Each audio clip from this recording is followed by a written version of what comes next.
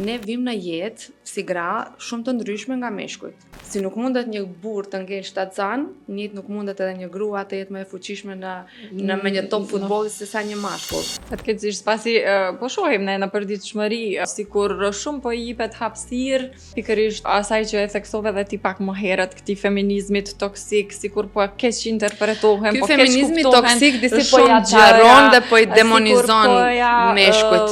Humbin edhe vlerën në këtë rast e theksuam martesën, po e nënvlerësojnë të njëjtën si institucion, po e quajnë atë shpesh ndoshta si një presion i heshtur për gratë që e duan karrierën dhe i detyrojnë të bëjnë si një përzgjedhje.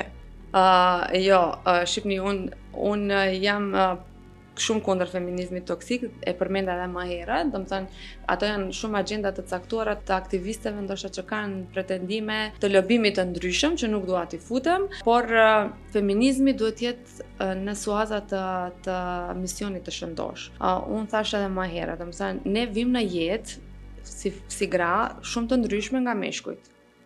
Të njëjtën, po njëjta vlen edhe për meshkujt. Çka është e jona të bëjmë, domethënë ndjesia e feminizmit duhet të jetë për barazi dhe për ndarje përgjithsisht, jo për ndarje rolesh në aspekt gjinor. Si nuk mundet një burr të ngel shtatzan, njëjtë nuk mundet edhe një grua të jetë më e fuqishme në me një top futbolli se sa një mashkull.